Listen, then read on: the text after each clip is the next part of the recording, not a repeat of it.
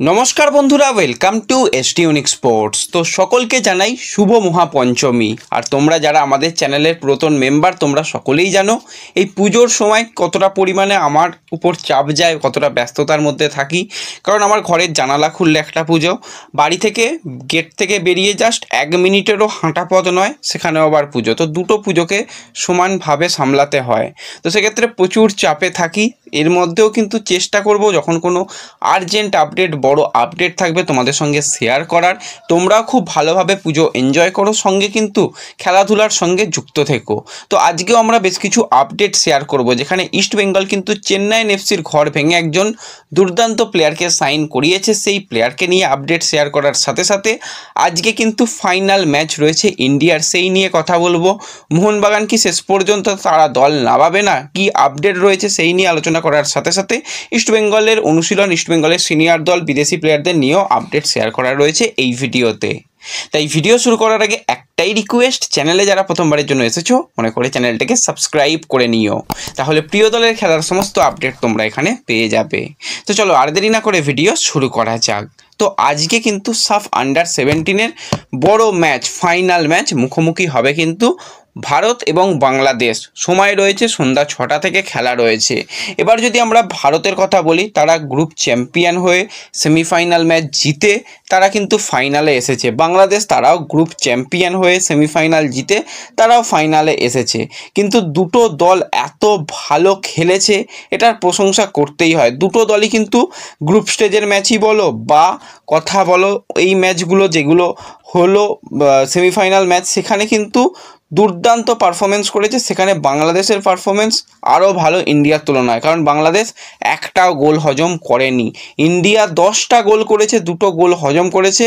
বাংলাদেশ কিন্তু গ্রুপ স্টেজের ম্যাচে 8টা গোল করলেও গোল হজম করেনি এবং পাকিস্তানের বিরুদ্ধেও তারা 2-0 জিতেছে। আজকে ইন্ডিয়ার পক্ষে কাজ কিন্তু অনেকটাই কঠিন হবে, কিন্তু এই জায়গাতে আমাদের প্লেয়াররা যে অ্যাটাকিং ফুটবলটা খেলে এসেছে প্রথম থেকে, তো সেই অ্যাটাক করতে হবে। হ্যাঁ, আমরা হয়তো গোল হজম করতেও পারি, কিন্তু তার আগে আমাদের গোল করতে হবে, গোলের জন্য ঝাঁপাতে হবে। বিপিএনও সেটাই বলেছে, আমরা এই ম্যাচটাতে যেমন ফুটবল খেলে এসেছি সেই সেম ফুটবল খেলার চেষ্টা করব। আশা করি প্লেয়াররা গোল পাবে এবং আমরা ম্যাচ জেতার জন্য সমস্ত রকমভাবেই চেষ্টা করব। তো একটা ভালো উপভোগ্য ম্যাচ হবে, সেটা আমরা বুঝতেই পারছি। তো যারা যারা ভিডিও দেখছো, পারলে সকলে একটু স্কোর লাইন প্রেডিকশান করে যেও যে আজকের ম্যাচের রেজাল্ট কি হবে। যাদের স্কোর লাইন প্রেডিকশান মিলে যাবে তাদের নাম কিন্তু পরবর্তী সময় অবশ্যই শেয়ার করে দেওয়া হবে এবং খেলাটা দেখা যাবে, কোনো রকম অসুবিধা নেই। তো যারা খেলা দেখতে চাইছো, পিন কমেন্টের লিঙ্ক থেকে WhatsApp channel, Telegram channel, Facebook পেজে জয়েন হয়ে যাবে। সেখানে কিন্তু খেলা দেখার ব্যবস্থা পেয়ে যাবে, কোনো রকম অসুবিধা হবে না। আর যারা নতুন আসছো একটু সাবস্ক্রাইব করে রাখবে। এবং এর সঙ্গে সঙ্গে যদি আমরা ইস্ট বেঙ্গলকে নিয়ে কথা বলি, তো ইস্ট বেঙ্গলের সিনিয়র দল কিন্তু প্রস্তুতি পর্বে কোনো রকম খামতি নেই। অস্কার ব্রুজন কিন্তু প্রত্যেকটা প্লেয়ারকে প্রস্তুত রাখার জন্য সমস্ত রকমভাবে চেষ্টা করছে এবং নানান রকম, এই যে সময়টা হাতে অনেক দিন পাওয়া গেছে, এখানে অনেকগুলো পরিকল্পনা, প্ল্যান এ, প্ল্যান বি, এইগুলো কিন্তু সেট করে নিতে চাইছে। কখনো কখনো কিন্তু দেখা যাচ্ছে ডেভিড দুর্দান্ত খেলছে, স্ট্রাইকার পজিশনে বারবার তার দিকে বল আসছে এবং সে প্র্যাকটিসে বেশ ভালো ছন্দে রয়েছে, গোল পাচ্ছে। এবং কখনো উইংয়ের ওপর জোর দেওয়া হচ্ছে, তো সঙ্গে মিডফিল্ডের ওপর জোর দেওয়া হচ্ছে। তো খুবই কিন্তু ভালো প্রস্তুতি চলছে। পুজোর সময়ও যে প্রস্তুতি পর্ব বন্ধ থাকবে সেরকমটা নয়, মাত্র 2 দিন পুজোর ছুটি দেওয়া হয়েছে। তো সেক্ষেত্রে অষ্টমী এবং নবমী পুজোর ছুটি, বাদবাকি কিন্তু সমস্ত দিন অনুশীলন, এমনকি আজকেও অনুশীলন ইস্টবেঙ্গল করছে। তো সেক্ষেত্রে বোঝাই যাচ্ছে ইস্টবেঙ্গলের কিন্তু লক্ষ্য সামনের যে টুর্নামেন্টগুলো, দলকে আরও ভালো খেলানো, ফিট রাখা এবং ট্রফির জন্য ঝাঁপানো। যেটা ডুরান্ড কাপে হাতছাড়া হয়েছে, সেটা কিন্তু পরবর্তী টুর্নামেন্ট থেকে ইস্টবেঙ্গল পাওয়ার জন্য সমস্ত রকম চেষ্টা করছে। এবং ইস্টবেঙ্গলকে নিয়েই যখন কথা বলছি, তখন বলতেই হয় ইস্টবেঙ্গল কিন্তু সুপার কাপের উদ্বোধনী ম্যাচ খেলতে চলেছে। 25শে অক্টোবর ইস্টবেঙ্গল প্রথম ম্যাচ খেলবে সুপার কাপের। তো তারা কিন্তু রয়্যাল কাশ্মীরের মুখোমুখি হবে। একই দিনে মোহনবাগান চেন্নাইয়ের সঙ্গে খেলবে সন্ধ্যা 7টা থেকে, এবং তোমাদের যেরকমটা জানিয়েছিলাম ওই বিকেল 4:30-5টায় খেলা হবে। তো 4:30 থেকে কিন্তু খেলা। তো গোয়াতে খেলা, 4:30টায় খেলা, এটা ইস্টবেঙ্গলের জন্য খুবই চাপের ব্যাপার।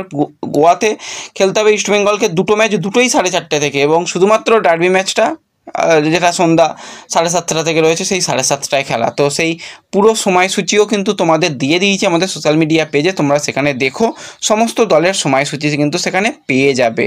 এবং হ্যাঁ, এই যে পুজোর মরশুমে কিন্তু ইস্টবেঙ্গলের রিজার্ভ টিমেরও কিন্তু অনেক প্লেয়ার প্র্যাকটিস করছে সিনিয়র দলের সঙ্গে। তো প্রস্তুতি কিন্তু জোর কদমেই চলছে বলতেই হয়। আর দুর্গাপূজার অনেক রকম ভিডিও কিন্তু আমাদের সেকেন্ড চ্যানেল এসডি ফ্যামিলিতে পেয়ে যাবে। তো যারা এসডি ফ্যামিলিকেও সাবস্ক্রাইব করোনি, ডেসক্রিপশন বক্সে দেখবে এসডি ফ্যামিলিরও লিঙ্ক রয়েছে, সেখানে জয়েন হয়ে যাবে। সেখানে সমস্ত পূজার আপডেট, আমরা কীভাবে পূজা সেলিব্রেশন করি সেগুলো দেখতে পাবে। আশা করছি ভালো লাগবে।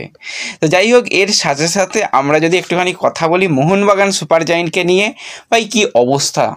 তারা কি শুধু ভেবে নিয়েছে যে আইএসএলটাকেই আমরা খেলবো, বাদবাকি কোনো টুর্নামেন্টের গুরুত্ব নেই, এরকম কি একটা ভাবনা চিন্তা হয়েছে নাকি সত্যি জানা নেই। যদি এটা হয়ে থাকে সেটা খুবই খারাপ ব্যাপার।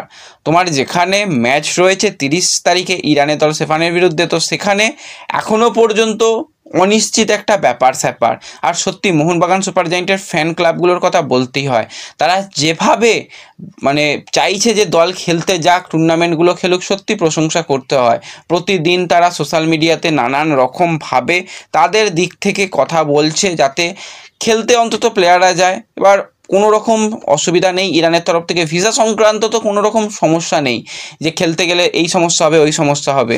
একটুখানি মোহনবাগান সুপার জায়েন্টের ইস্টবেঙ্গলকে দেখে শেখা উচিত। ইস্টবেঙ্গল যখন খেলতে গিয়েছিল আরকাডাগের বিরুদ্ধে তুর্কমেনিস্তানে, মানে কি জঘন্যভাবে ইস্টবেঙ্গলের উপর অত্যাচার করা হয়েছিল। হোটেলের বাইরে বেরোনো যাবে না, বহু দূরে প্র্যাকটিস গ্রাউন্ড, সেখানে পুরোপুরি নজর রাখা হচ্ছিল।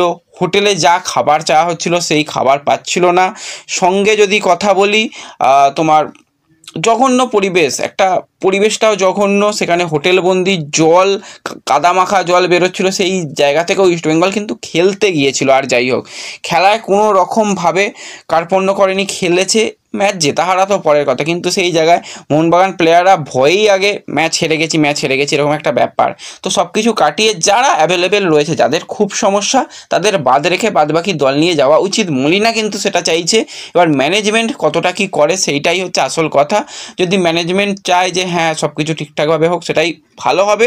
তা নাহলে কিন্তু ব্যাপারটা মোটেই ভালো দিকে এগোচ্ছে না। যা হবে আজকেই হবে এবং আজকে রাতের মধ্যেই হবে। আজকে বিকেলে অনুশীলন করে রাতে তো যাওয়ার কথা রয়েছে। এবার আদেও কীরকম দল যায় না যায় সেটা যখন বেরোবে তখন আপডেট পাবো এবং রাতের দিকে তোমাদের জানিয়ে দেব। তো এর সাথে সাথে সকলের মনে প্রশ্ন যে দাদা তুমি যে বলেছিলে হিরো চলে আসবে ইস্টবেঙ্গলের নতুন জাপানি স্ট্রাইকার, তো সেই হিরো এলো না কেন? দেখো, প্রথম দিকে যেরকমটা ক্লাব সূত্র থেকে আপডেট এসেছিলো যে তার ভিসা হয়ে গেছে, কিন্তু এখন অনেকটাই ব্যাপারটা এরকম হয়েছে ক্লাব এবং ম্যানেজমেন্টের মধ্যে কিন্তু অনেকটা তফাৎ হয়ে গেছে। ক্লাব অর্ধেক খবর ভুল জানে। তো সেক্ষেত্রে পরে আবার এরকমটা বলা হলো যে তার ভিসার আবেদন করা হয়েছে, ভিসা হাতে পায়নি। হ্যাঁ, সেই সমস্ত ব্যাপারই এখনও চলছে, কিন্তু হিরো নিজে ফিট থাকার জন্য সম্পূর্ণ সে প্র্যাকটিসের মধ্যে রয়েছে, জোর কদমে অনুশীলন করছে এবং সে পুজোর পরপরই কিন্তু কলকাতায় চলে আসবে সেরকমটাই সম্ভাবনা রয়েছে। অস্কারের পরামর্শ মেনে কিন্তু সে প্রস্তুতি নিচ্ছে, কোনো রকম অসুবিধা নেই। যত দ্রুত চলে আসবে কলকাতায় সেটাই ভালো। কবে কখন আসছে জানতে পারলে অবশ্যই তোমাদের সঙ্গে শেয়ার করে নেব। এর সঙ্গে সঙ্গে যদি আমরা কথা বলি, ইস্টবেঙ্গল কিন্তু একজন দুর্দান্ত প্লেয়ারকে সাইন করিয়েছে। তো প্লেয়ারটার কিন্তু বর্তমানে বয়স মাত্র 17 বছর। মণিপুরের কিন্তু খুবই একজন ট্যালেন্টেড মিডফিল্ড পজিশনের প্লেয়ার জেমস থংসিম। তো তাকে কিন্তু ইস্টবেঙ্গল সাইন করিয়েছে। গত মরশুমে আন্ডার 17-এর যে লিগ হয়েছিল সেখানে চেন্নাইন এফসির হয়ে কিন্তু 10টা ম্যাচে 7টা গোল করে এবং আন্ডার 17-এর যে টুর্নামেন্ট সেখানে ইস্টবেঙ্গল অলরেডি গোল্ডেন বল জয়ী প্লেয়ারকে সাইন করিয়েছে। তার সাথে সাথে দ্বিতীয় সর্বাধিক গোল করা প্লেয়ারটা কিন্তু ছিল এই জেমস। তো তাকেও কিন্তু ইস্টবেঙ্গল এবার সাইন করিয়ে নিয়েছে। প্লেয়ারটা কিন্তু টাটা ফুটবল একাডেমি থেকে উঠে আসে, পরবর্তী সময় জামশেদপুরের হয়ে কিন্তু বয়সভিত্তিক টুর্নামেন্ট খেলে, চেন্নাইন এফসির হয়েও আন্ডার 17-এর ম্যাচ খেলেছে, এবার কিন্তু ইস্টবেঙ্গলে খেলবে। মোস্ট ট্যালেন্টেড একজন মিডফিল্ড পজিশনের প্লেয়ার কিন্তু এই জেমস বলতেই হয়। তাকে কিন্তু ইস্টবেঙ্গল একটা ভালো পরিকল্পনায় সাইন করেছে এবং এই প্লেয়ারও কিন্তু বয়সভিত্তিক জাতীয় দলেরও সদস্য ছিল। তো সেখান থেকে একজন দুর্দান্ত প্লেয়ার এসেছে এবং এই আন্ডার 17-এর যে ম্যাচ আজকে ইস্টবেঙ্গল ইন্ডিয়া টিম ফাইনাল খেলবে সেখান থেকে কিন্তু ইস্টবেঙ্গল একজন প্লেয়ারকে তুলবে, একজন কেন দুজন প্লেয়ারকে তোলার একটা চিন্তাভাবনা রয়েছে। তো দুজনই কিন্তু ফার্স্ট 11-এর প্লেয়ার, সেই দুজন প্লেয়ারের দিকেও কিন্তু ইস্টবেঙ্গল ম্যানেজমেন্টের নজর রয়েছে। তো সেখান থেকেও আন্ডার 17-এর প্লেয়ার এলে ভালো একটা দল গঠন কিন্তু ইস্টবেঙ্গলের জন্য হবে, সেটা বলাই চলে। এবং থাংবয় সিংটো কিন্তু এই ইয়াং ট্যালেন্টেড প্লেয়ারগুলোকে ভালো সাইন করাচ্ছে। তো ব্যাস এই ভিডিওতে এই আপডেটগুলোই শেয়ার করার ছিল। ভিডিও ভালো লাগলে লাইক শেয়ার করে দিও, চ্যানেলে প্রথমবারের জন্য এলে সাবস্ক্রাইব করে নিও, আর আমাদের এসডি ফ্যামিলি চ্যানেলটাকেও কিন্তু একটুখানি ফলো করে এসো, সেখানে অনেক ভালো ভালো আপডেট পাবে। তো দেখা হবে পরবর্তী ভিডিওতে, ধন্যবাদ।